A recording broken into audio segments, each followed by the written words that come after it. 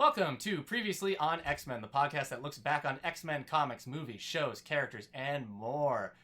You can find more about this show and others like it at our network's website, radiomeanwhile.com, or we have a forum for you to share your thoughts on this and upcoming episodes. Follow us on Facebook and Twitter at Previously on X. And please rate, subscribe, and share this show on iTunes, Spotify, SoundCloud, YouTube, or wherever you get your podcast. I'm Eric Mickles, known online as Dusk vs. Tweak, and with me is... Hilary Gunning. Hilary Gunning. Today is a comic book episode spotlight, and the spotlight is one I brought to the table. So we are talking about the 1975 single issue Giant Size X-Men #1. Which I have pointed out is not, it's not really giant in any... It's like 40 pages. Is that big? In 1975, I think it was. Okay. I don't know how much it would cost. Let's see. Just 50 like cents. Oh, look at this. It said, well, okay, here's the thing. Giant Size X-Men, the comic, I think came with some backup material as well. But the story we're reading just through like our like Marvel Unlimited or I think even in the Essential, you're not getting the backup stuff. You're just getting the story. Well, that's probably it because I was buckled in for like, this is giant size. No. I'm going to sit down. I'm going to do this. And then I was done. It was not hard. It was actually a surprisingly quick reread for me. Reread is a fun word. It was a reread for me too. Yeah. I thought this was the first time, but it was not. Really? Yeah. Well, there you go. As soon as I got to like the first page and I was like, oh, I've read this. Yeah. I read it in the Essential. So this comic was, as again I said, was written in 1975, but it was written by Len Wein and illustrated by Dave Cockrum. Len Wein had already created the character Wolverine in Incredible Hulk 181, which was a little less than a year before this issue came out. That's the one where the Hulk and Wendigo are fighting, and Wolverine just jumps in the middle. And he's like, hey. Yeah, hey, I'm Wolverine. Dave Cockrum, who's the artist on this, he helped co-create Storm, Nightcrawler, and Colossus. I don't know if all three of them were, but Storm and Nightcrawler, at least, were designs that were intended to be used for DC's Legion of Superheroes. Are you familiar with those guys? I could see that. Like the future. DC, really? Yeah, Dave Cockrum. Well, I could see Nightcrawler. Yeah, well, those are the heroes that are like in the year 3000. Yeah, and so they all have like kooky. Yeah, they all have weird designs. One of them's a ball. Yeah, I don't know how much he changed to bring them over, but I mean, Nightcrawler fits. I don't know if he always intended him to be a teleporter and all this other stuff. It was just a look. Yeah, the reason Giant Size X-Men was such a big deal in 1975, and I don't know how much of this you know, so I'm sorry, Hilary. None of it. So the X-Men were created by Stan Lee and Jack Kirby in the 60s. And they were never very popular compared to Spider-Man, Fantastic Four, and just everybody else. Yeah. Daredevil and the X-Men always kind of were fighting an uphill battle until Stan Lee and other creators left. And then other people kind of focused on them. So for 66 issues, the X-Men were fighting an uphill battle in sales. And after issue 66, they stopped putting out new issues. And instead, they just reprinted older stories. So for about 5 years, from December 1970 to April 1975. They just assumed that no one had read them. I don't know. Look, a new story. I read somewhere, and I don't remember if it was in... I have a book full of interviews with X-Men writers, and I think they were mentioning that the sales had actually started going up right before they canceled the series, but because they were getting that info so late in the game, they just didn't know. It seems like kind of a common story. Yeah, so for 5 years... If you're buying X-Men, you're just buying reprints. Yeah. And I don't know how much the X-Men showed up in other stuff, so I don't even know where the characters were throughout that. Seems like there are a decent number of X-Men characters that just on their own will show up in other things, like in Spider-Man and stuff. Well, I mean, but at this point, it's the original 5, so like Cyclops, Beast, and Iceman. And then you have like Havoc and Polaris, but there's still not too many, like it's not...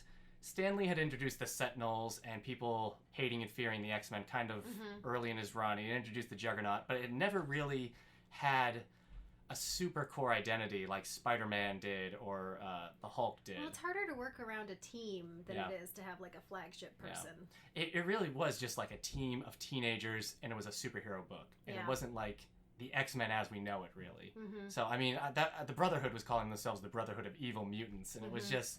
They kind of touched upon the whole mutants are different and people are afraid of them, but it hadn't hit the zeitgeist like it would later on. And so, the X-Men were just not a hot property for Marvel at the time. Instead, they did the reprinting, and then Giant Size X-Men comes out, and it basically brought the comic series back. back Woohoo! altogether. So We're back, baby. After this issue, it started. The X-Men were back in regular publication in August 1975, starting with issue 94. So that's crazy too. That's like 34 reprinted issues just in the. So if you're reading it on like Marvel Unlimited, where they have like 1 through 500, you go from like 1 to 66, and then it just jumps to 94. Well, that's needlessly confusing. Yeah. Like all of comics. Yeah, that's very true.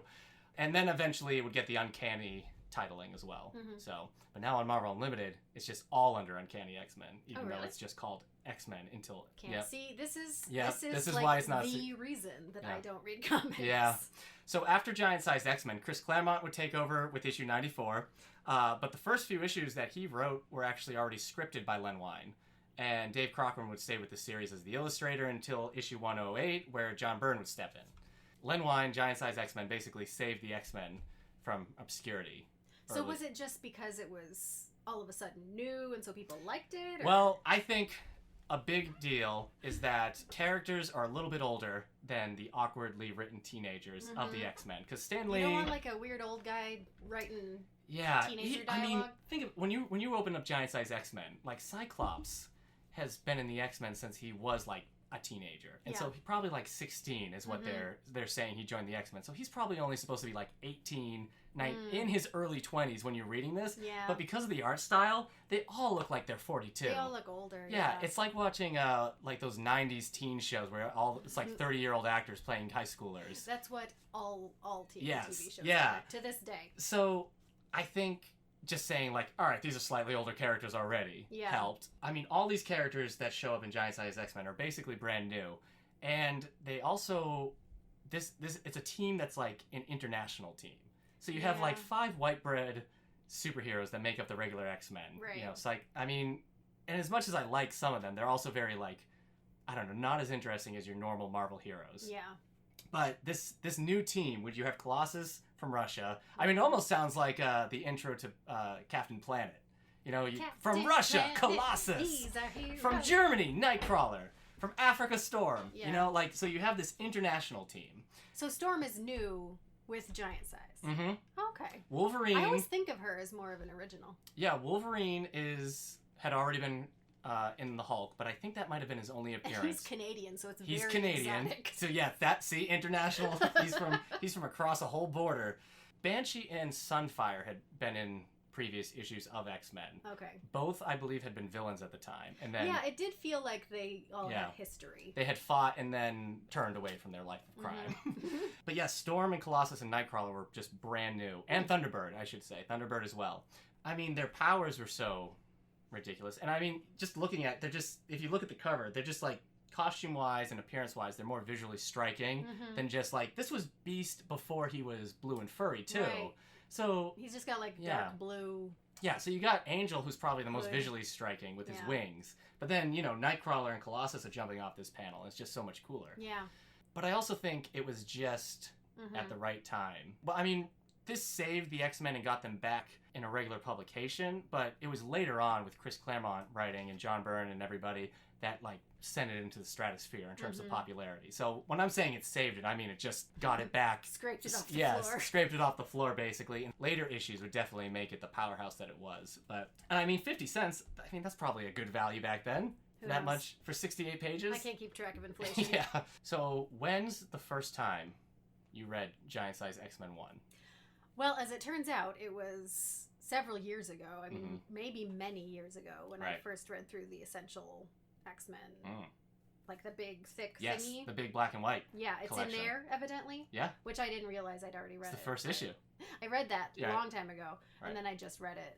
I reread it like 3 days ago. All right. So you think you only read it once? I don't remember it being impactful to me in any way. It's not the kind of story that I like the X-Men for. Well, when you read this, then you were already an X-Men fan. Oh yeah. Yeah. Oh yeah. So this was more this was like I've been an X-Men fan. Yeah. I'm basically an adult now. This was you doing your due diligence. Yes, exactly. Okay. It was my due diligence. Yeah, I get it. I guess at some point I need to read a comic. Yeah, my first time reading this was also in the black and white Essential X-Men. Yeah. Last week when we talked about our experiences with it, that was how I first got into X-Men. My library had Essential X-Men Volume 1, and this is where they started. I mean, in a lot of ways, this is where the X-Men that you and I are familiar with really begin. Yeah, because these are these characters, and then taking the concept of mutants being feared and hated and everything, and really the origins of the characters having a more important part, because the origins of the original X-Men, of Iceman and Beast, it's just like they were just high schoolers, and they have powers, and that was it. Whereas in this one, their origins are very important to their character and continue on into their future.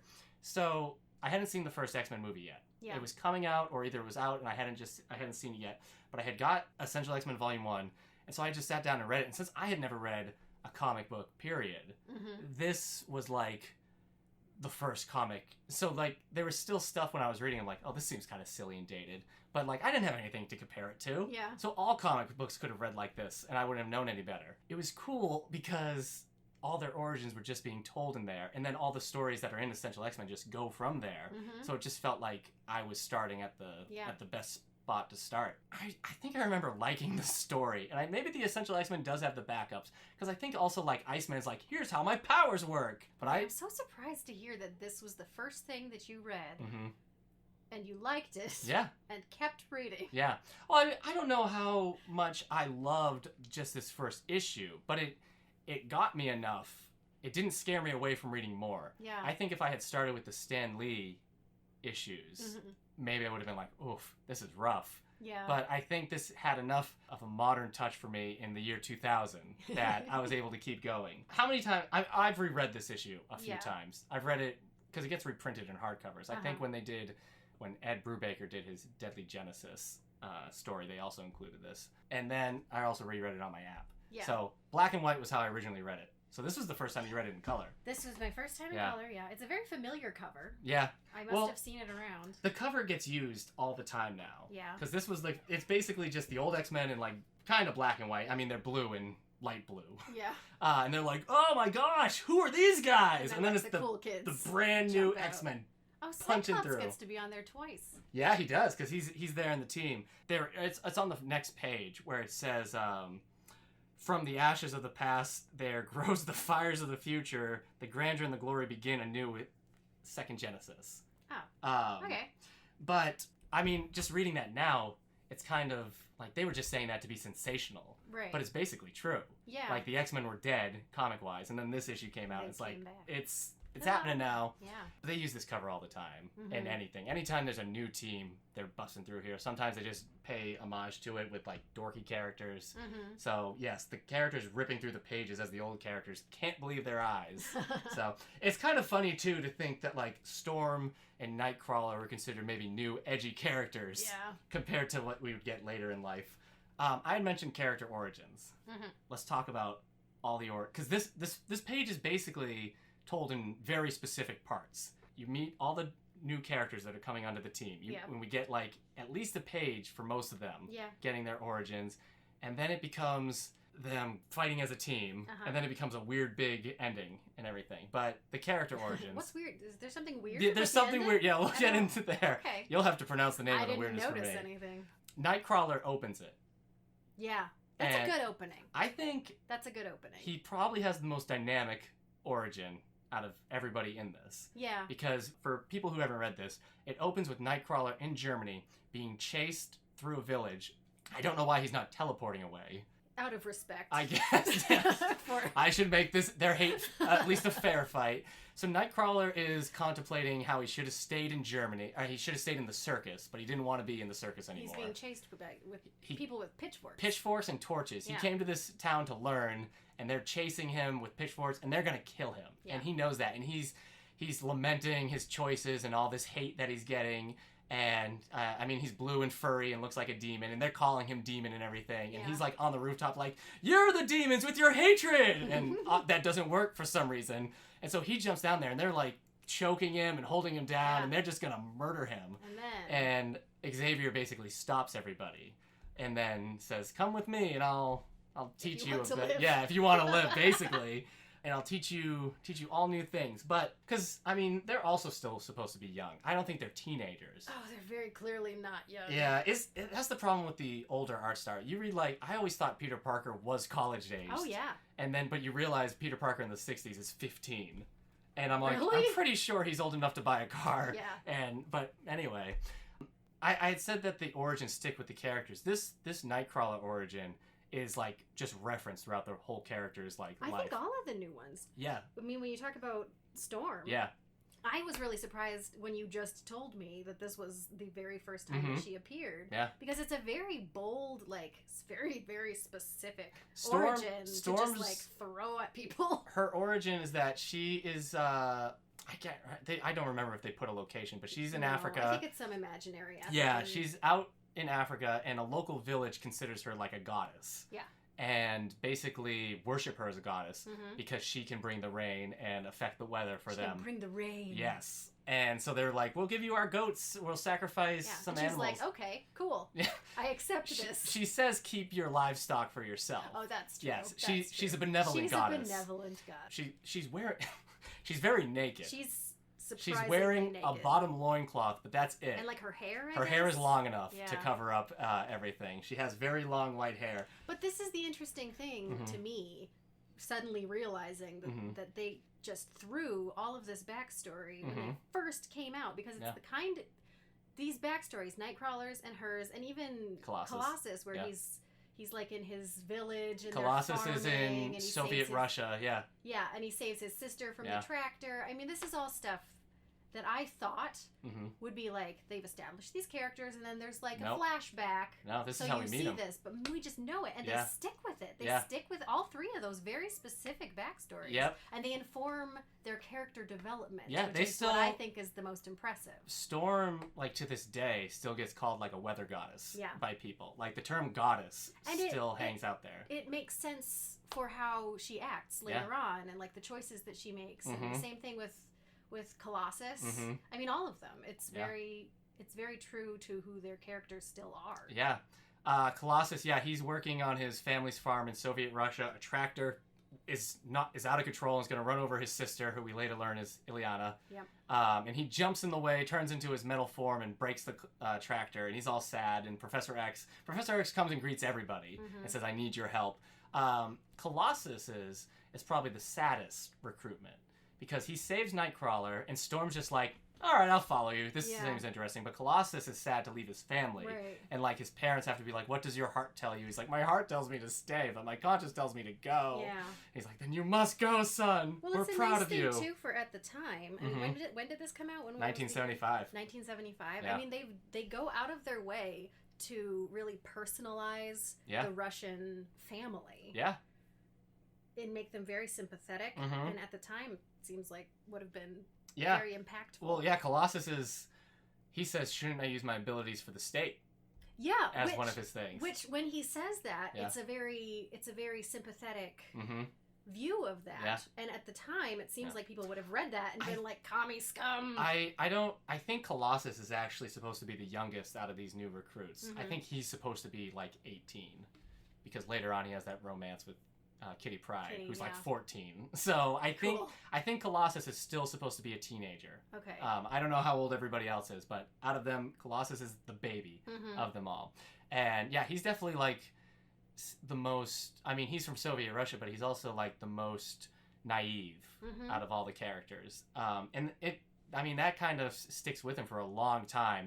They've toughened him up over the years, but that's a big issue. Yeah, I think a lot of that too is probably a little bit of because he's foreign and because he has an accent. I think a lot of times when we have a sympathetic foreigner with an accent, we tend to place them as a more naive type character.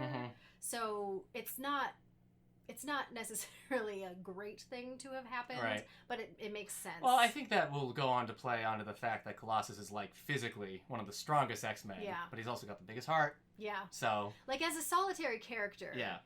it works for him, but you can also see it as like an overarching Sure. Well, even issue. I mean, Storm's origin with, the African village worshipping her as a goddess, that also has, I can see why they've... Well, it diminutizes. Yeah. In this book's defense, in 1975, you have superheroes in New York, but, like, there's not a lot of mutants at all. I mean, Nightcrawler says mutant. I think I've heard that word. Yeah. So, like, outside of the X-Men and the Brotherhood, there's only a few other mutants. So, like, this is still, it's still a big deal because at the end we have 13 X-Men, and that's, like, maybe half the mutant population that we know of. Yeah. Maybe more. Who's next? Wolverine gets an origin. Well, he already showed up. Does he have an origin? He doesn't really get an origin. He already showed up in Hulk, fighting the Hulk and Wendigo with Department H. Maybe it's not even Wendigo. My apologies to Wendigo fans if I'm getting that wrong. There are many. We meet him. He's working for Department H in Canada. And he's going by... oh, that's right. There is... Okay. So, but what's interesting is his code name is already Weapon X. Yeah. Which gets later explained and all this stuff. But Wolverine is definitely the most, because his origin becomes a mystery. He doesn't really have one because he's also the oldest characters, and they still didn't. Len Wein, who created him, still didn't really know anything about him. They didn't know what he looked like under the mask. So they didn't. Did they intend for him to be like a Mystique kind of a character, or did they didn't. At this point, they don't even know his claws are attached. So they just haven't developed him. Right. Okay. Yeah. So the whole... They think it's just part of the costume? It was Chris Claremont in just like a throwaway line where he's not in costume and he uses his claws, and Banshee's like, "Those are part of you?" He's like, "Yeah." He's like, "Oh, okay." The end. Yeah. So there's like nothing known about Wolverine, and I don't think it's because he's supposed to be a mysterious character at this moment. I think they just never develop him for long enough, and then someone decides, and it's a mystery. Yeah. Well, I believe Chris Claremont had plans to get rid of him until John Byrne was like, "No." Really? Yeah. So that's I think John Byrne, because John Byrne, the artist who comes in later, he's Canadian. He's like, "You're not getting rid of the only Canadian character on the team." Representation is important. I know. So our Canadian brethren. So Xavier's like, "Come work for me," and Department H is like, "You can't. You work for us." He's like, "No, I can't. I have claws, so I can do whatever I want." Yeah. And Department H, "You'll hear. This isn't the last you hear of us." Yes, which is where we very threatening. Yeah. Well, that's foreshadowing to Alpha Flight showing up in the future to come collect Wolverine. Correct. And then we also get an origin. Not really an origin for Thunderbird either. He's just out. He's a Native American out on a reservation. He's very bitter. He's bitter because he's an Apache, and he's bitter to his people, and he's bitter to the people who have done what they've done to his people. Right. So he just hates the world. Yeah. And he's just out there in the reservation tackling American buffalo down to the ground because he has like super strength. What are his powers? Super strength, and he's a tracker. So he has a bad attitude. So him and Wolverine. His power is vague racism. I guess, yeah. And the reason he joins the team is because Xavier's like, "Oh, I didn't know the Apache were cowards," and he's like, "I'll kill you, but I'll also join the team." And I'm like, I don't think you can say that, Xavier. He's very insensitive. So Thunderbird joins, and then there's very short throwaways with Sunfire from Japan and Banshee from Ireland. Though Banshee's hanging out in Nashville, Tennessee. He's does he have a backstory that like was he in other comics? He was in previous X-Men issues as a villain. And then they so maybe that and Sunfire shows up, and I know they fought him, but I thought it was very clear. Like I was not familiar. Like I know those characters existed, right? But it was clear that they had a backstory, even though they didn't give you so much of it, which I thought was good. Like that's good writing. To be able to convey that. Banshee gets a lot of backstory from Chris Claremont, but I don't know how much had already happened. Yeah. Sunfire is joining because he's a jerk, but he thinks maybe he has something to prove to himself, and Banshee's just happy to help. Yeah. So Banshee's like, sure, I got nothing else to do. It's hard because it's the 70s, but Banshee almost seems like the most racistly written as an Irishman. Well, the first thing, I'm pretty sure the first word he says is Begorra. Yeah. So he's a caricature. He's living in Nashville, Tennessee. It does seem like they do seem to put effort into not making most of them caricatures. Yeah. Like there's some low-hanging fruit for the cultural stuff, but considering Storm's origin, it's actually kind of amazing how much you can just kind of like, okay. Yeah. So Banshee. So basically now Xavier brings them all together and shows that Cyclops is still there. and he's lost his team. So now on this... Oh, good. Cyclops is still here. This new team, you have only 2 heroes from America. I mean, this is just a big international team. Yeah. But they're all brought together because they're mutants. Yeah, they have and that teenagers. in common. Yeah. We all have something in common, Yeah. you guys. Those stick and have stuck for a long time. Yeah. Some of them have gotten a bit twisted with retellings and retcons, but for the most part, the Nightcrawler that you read in a comic today is like, he still will bring up almost being lynched to death. Yeah. Which I think is pretty darn impressive. Basically, we find out that the previous X-Men team has gone missing. Yeah. Because they went on a mission to find a mutant on an island, and then something happens off screen and we don't know, but Cyclops makes it out alive, and he gets to have a big dramatic, my powers are gone, they're back, no! Yeah, that was a very short But they mentioned his powers being stronger than ever. So I wonder I wonder if they did that because maybe his powers weren't as strong as they get. Good enough. And now with like a woman who can control the weather, like maybe you have to... They amped him up a little bit. Because now he can basically punch a hole through a mountain with his eye blast. Right, yeah. But maybe at the time he could only like play pool. So he has Krakoa to thank for this? Maybe. It's weird. So they go to this island called Krakoa. Krakoa. To find the X-Men. So this is where the next segment is. They all get split up into pairs and then go off to find stuff. But nobody finds anything. They each find an individual threat on this island, which is pretty ridiculous. Like some are like mutant birds, some are just vines. But they all get a chance... Do you want to know something funny? What? It's like, this is the first time I've ever heard this. I do not remember this part of the story. I must have just glossed over it. So what happens is Cyclops and Thunderbird are a pair. And they jump down and like, oh no, what is this? It's vines. And they're fighting it. And then they look and their plane is gone. And then they look and they're like, what's that temple looking thing? Yeah. Let's go to that. And they go and they're like, where are the others? Cut to another pair, Nightcrawler and Sunfire. And they're fighting birds and using their powers. And we get to, we can teleport and everything. And then they get to the temple. And they go, well, where are the others, Cyclops? and so it just keeps going to the individual pairs. It's pairs. a decently structured story. Yeah, it's definitely, it says part 1 and part, and the parts are definitely specific. Yeah.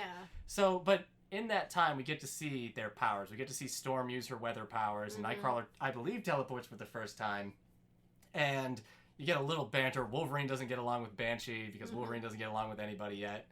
And they get to this temple. They find the old X-Men are being wrapped up and drained because we find out Krakoa, the island, is the mutant.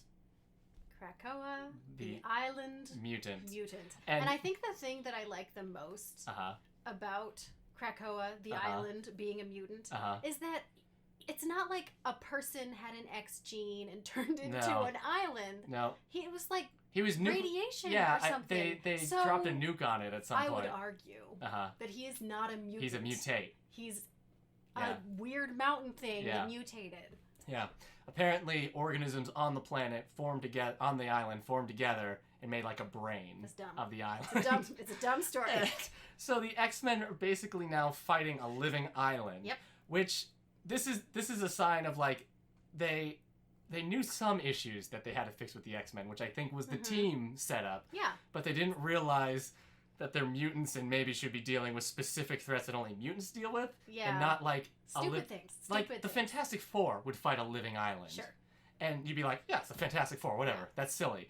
But with the X-Men, it's just part of their origin that these days is like, okay. Yeah, it's terrible. It's the thing about the X-Men that distinguishes them is probably because they're a team-based thing, is their interactions, it's their character, and it's the sociological stuff surrounding their existence. Yeah. It is not, some psychotic island is going to... Well, I think in 1975, and Len Wein and Dave Cockrum specifically, it's just a superhero book to them. And superhero books can just be whatever you want them to be for the most part.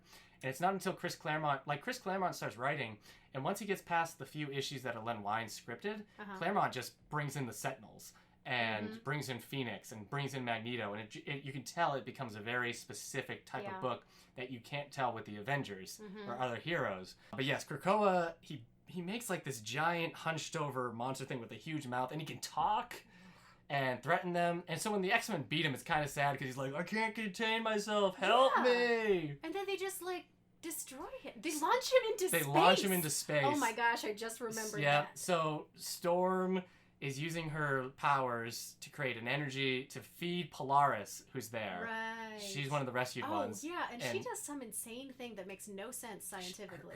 She shoots her own magnetic energy into, like, That's the right. Earth's core. And she, like, makes the Earth's magnetism non-existent. Yeah. As if that was what was holding things the island to together. the Earth. Yeah. So then, yes, Krakoa gets shot into the island, and the X-Men are in a whirlpool, and Iceman makes a dome to protect them. But that was a confusing page. I couldn't figure out what was happening. There's some cool art in there of, like, Storm using her power and Polaris absorbing it. But I mean, yes, it's just like, what are they doing? They're not, because the big climax of the fight is when Havoc and Cyclops, brothers who are fighting at the same time, use their powers on Krakoa. But I don't know, like, or maybe they're using it on Polaris. Is it them? Someone, I think they break the root of the island or something. Yeah, I don't understand. Yeah, maybe so that's he, it. Like, loosens the crust, and then he launches. And Krakoa launches into space. Now I don't know about history so well. In the 70s, they knew about gravity, right? That was for the most part. Yeah, I mean, we had been to the moon, so they were vaguely familiar with the concept of gravity. But I mean, this was a mutant island, so who knows? Who knows? Maybe it had feet instead of rocks. You know what? Maybe. So it ends with them all getting into the jet, not called the Blackbird jet, just just some generic. Angel is like, sorry, there's no places to seat, but we weren't built for this many. Yeah, they make such a big deal about there being so many X-Men. Yeah, Angel. At the time, would that have been a thing? Because I'm like, okay. Angel, I mean, he says, what are we gonna do with 13 X-Men? I know. I mean, that's a pretty big team. I mean, the Avengers were usually like 5 to 7. Yeah. So after this, all the original X-Men leave, except for Cyclops, who stays because he feels responsible. Sounds like him. Yeah, sounds like him. And then also Jean Grey leaves as well. She's like, I gotta go live my own life, even though she comes back like 5 issues later. She leaves, really? Yeah. I think maybe she gets captured later, which gets her into space with the Sentinels, and then later Phoenix happens. But yeah, so they all leave except for Scott, and Scott's kind of sad. Sunfire leaves. Because he's like, I promised to help you out with this, but Sunfire's his own man. Yeah. Later, about 2 issues later, Thunderbird dies. He dies. You haven't read that? Thunderbird is one of the rare superheroes who dies and has never come back. He showed up once or twice as like a zombie or a Skrull, but it's never actually been Thunderbird. I don't know if you're familiar with the Warpath character. Yeah. He's Thunderbird's younger brother. Okay. So Thunderbird, he dies a few issues later in an explosion fighting Count Nefaria. Nefaria. And I think they killed him off because he was redundant to Wolverine, character-wise. In terms of they're both like, I make my rules. I'm my own man. I guess so. Yeah, and they're both like power-wise. Thunderbird is also like a tracker. Yeah, I guess and everything. Wolverine So I think they just stuck with Wolverine and yeah. launched Thunderbird into an explosion.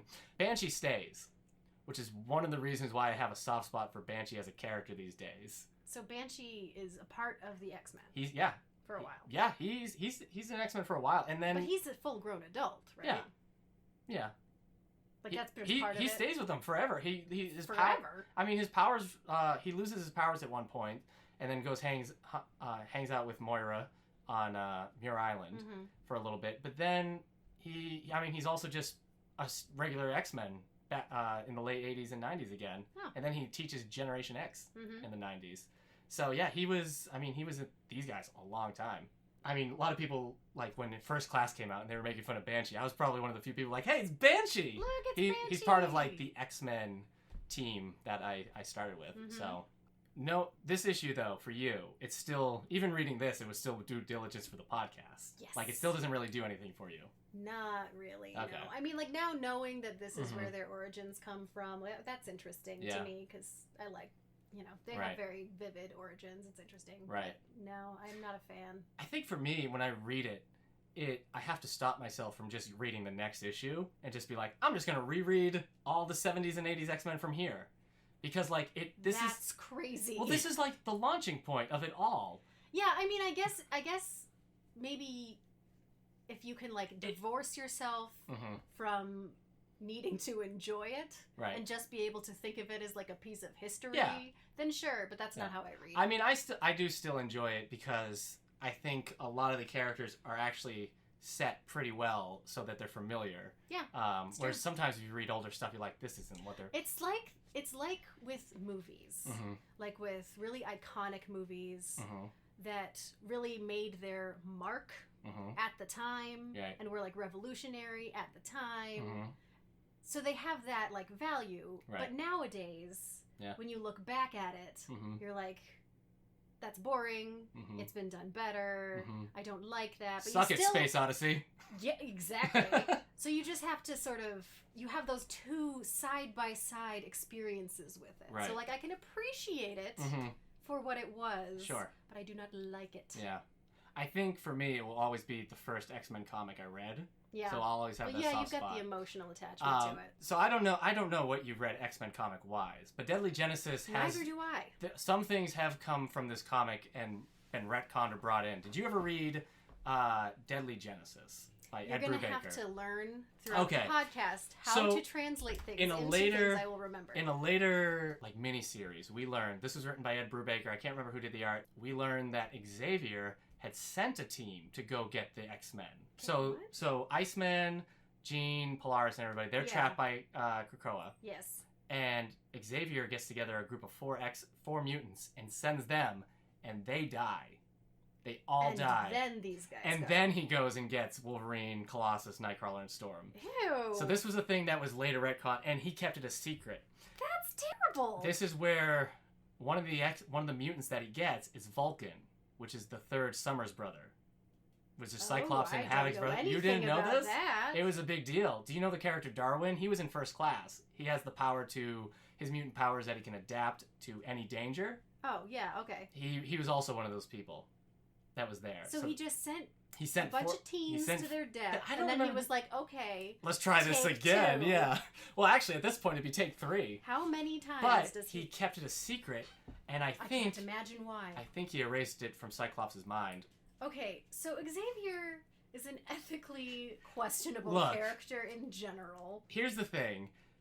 Xavier has been turned into that. I think if we could redo everything from the start, I personally would not have Xavier with all these dark secrets. But yes, in the comics as we know them now, Xavier sent a team prior to these giant-sized X-Men. That is bonkers. Why would someone write a story like that? I mean, it was a big deal when it... So they just...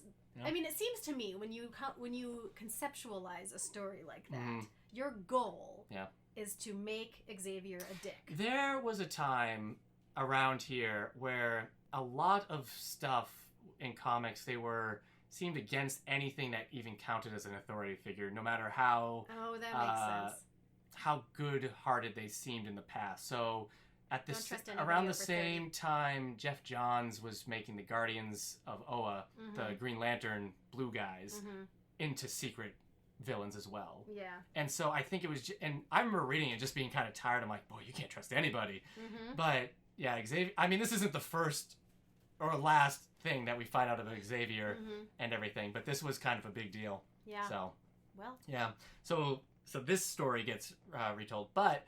I don't know. Did you ever read Wolverine and the X-Men, which is where Wolverine opens up his own school for kid mutants? Wait, now are we talking newer? Yeah. Yes, I read that. Krakoa joins the X-Men and basically becomes their living lawn. That's right. Yeah, and so he's not really a pet. I just accepted that. Yeah. I just accepted that. Well, you know... I think because I had the seed of Krakoa in my mind, like I remembered, like that's a thing that exists. Yeah. And so I was like, sure, he's the lawn. Yeah, no, he is the lawn, and he's like... He's still... I don't know if it's the same Krakoa, or if it's like a baby Krakoa or something. I guess I got the impression that it was kind of a baby, like it was somehow... It kind of acts like a very intelligent dog on their lawn. It's always like happy to be like... encouraged, or anytime he does a good job protecting the school, they're like, thanks, Krakoa, and he's always like, ah. And sometimes he's sick, so he throws up mulch, and like, what's wrong? He looks sad. As far as I'm up to, because I'm still behind in like modern X-Men comics, I'm catching up to the Secret Wars era and everything, but like, he's still there as their lawn, just being a cute little guy. I think he even joins their new Generation X team these days. Were I them, I would go ahead and forget about all about Krakoa stays consign for a long him time. to the past. Yeah. I mean, this is Wolverine's school, too. So Wolverine is like, yeah, I'll have Krakoa as a pet. What do I care? I'm Wolverine. Wolverine. So that's... do what I want to do. That's Giant Size X-Men, number 1. We didn't even talk about Dave Crocker's art, really, at all. Well, we talked about how you got confused we both got confused at the end of the fight. You didn't mention, but I don't know what it was. I mean, it was when they were in the water that it got really, like, there was just a scene where it was like, so wait, and then all of a sudden they're on the plane, and I just moved on with my life. But you said last episode you have issues with older art. I don't like it. Because of its just style? It's just style. Yeah. I just don't like to look at it. Like the newer stuff, when you read it, it's just a preference thing. Right. But when you read a comic, you have art. Like a full experience where you're like, I like this dialogue, I like this art, I'm living in this world. Yeah. And if you don't like the art, it takes you out a little bit. It kind of puts a wall up. Yeah. And that's anything before like 96 probably. Snap. Okay. Yeah, I don't relate to it. His art in this issue, I mean, with older issues, there's such big differences. I mean, there's more panels, smaller and more panels to fit more story in and everything. You're right. All the characters Banshee looks like 108. Yeah. I think the art is, in my opinion, it's solid art. And Dave Cockrum is probably there's just so much in this story that's just so weird. And it's just trying to it's trying to tell 5 origin stories and show everybody's powers and do this ridiculous thing that it's kind of hard for him to just like show off in anything. Yeah. I like it's a single page where they're all joined Xavier and they're at the school and they're all in their new costumes for the first time. And I think that's like a really well done panel. Yeah. I have 2 things to say about this. Okay. The first is, when I read it the second time, it was on the Marvel Unlimited app, and having the option where it kind of takes you from the panel by panel, that helped a lot, because a lot of like this older style that I don't like is when it's like a page and like there are a bunch of scenes and they're not really distinct from each other, and you're just sort of like throwing images at you. Yeah. So the Marvel Unlimited app was very helpful for me. I love in it. that regard. Yeah. Apparently they didn't want, I think the Marvel or whoever was editing or whatnot, they suggested not making Storm's hair white because they're like, people are going to think she's somebody's grandmother. And Dave Cockrum was basically like, nobody's going to think Storm's anybody's grandmother. So I guess there are other ways. Yeah. To I guess they didn't see the scene where she was topless in the rain. That's a whole other conversation. But I think, I mean, considering that Nightcrawler has not changed his costume from like day one, basically. That's impressive. Oh, that's what I was gonna say. That I actually thought that they did a good job with all the characterization. I think art-wise, the fact that they had to do so many different things, they managed to make that cohesive. It didn't feel scrambly to me until they got to the action. I think Cockrum's art is actually strongest during the origins, during the character pieces. Definitely is. So maybe that's because it's not a weird living island with eyes. Well, and it makes me wonder if like the people who were creating it at the time, if the writers and the artist were more passionate about introducing these characters. Maybe, and then they realized that they had to sell some 64 sensational pages, story, and so then they just threw in Krakoa. Yeah. That's how it feels to me. It feels like very well-developed characters, and then I guess there's a thing at the end. That's all I have to say about Giant Size X-Men. I'm glad it exists and it saved the X-Men from obscurity. And it brought the X-Men to your little heart. Yeah, you know what? I'm going to have to paraphrase what Chris Claremont said. It's an older interview, so it wasn't even on the site that it was originally on. It was on a archive site. Okay. But Chris Claremont says of Len Wein that Len Wein doesn't get enough credit for what he's done in comics in general, especially with the X-Men, because what we have in a lot of stories, and Chris Claremont said, and for his own career and for X-Men, we wouldn't have had without him. Yeah. And Dave Crocker's work on Giant Size. So, and even I usually only talk about Chris Claremont. I think I might have even incorrectly said Giant Size X-Men was Chris Claremont last episode, so my apologies. You monster. Yeah. Hilary, you get to have the next comic pick, which isn't going to be in a few weeks. Have you figured out what your comic pick is going to be? Well, I'm trying to decide if I want to do House of M. House of M. House of M. But I'm currently reading a Gambit thing that I think you gave me. Gambit's 1999 to 2001 series. Which is the sweet spot for me. Yeah. And I'm thinking of doing that one because I'm liking liking a lot of what's happening in it. It's touching on things that I really like about Gambit, and it's also explaining things that I've always known about him but never fully understood, like the Alaska stuff. I was always like, Antarctica. something happened in Antarctica. Yeah. All right. Well, we'll let you guys know the week before, at least. Yeah. Which and we'd better see some fervent conversing. Yeah.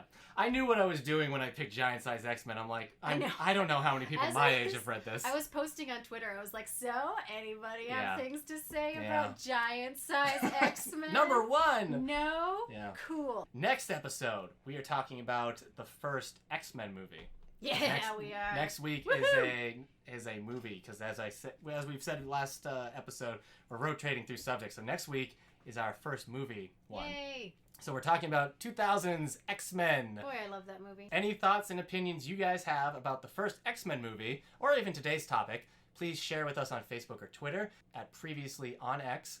And please rate, subscribe, and share the show on iTunes, Spotify, SoundCloud, or YouTube, so that we can get more listeners to share their thoughts on it. But we definitely want to hear what you guys think about the first X-Men movie. You can, even if you hate it, this will be one of the few times Hilary and I both love something. I know. We probably won't be fighting, actually, on that episode. But if you guys hate the first X-Men movie, let us know, too, because there's... I like a fight. I like a good fight. The week after the X-Men movie, we're talking about Pride of the X-Men, the first animated episode. Speaking of a fight, I don't think I like it. I've only seen it once. You have done nothing but defend this thing. See everybody next week.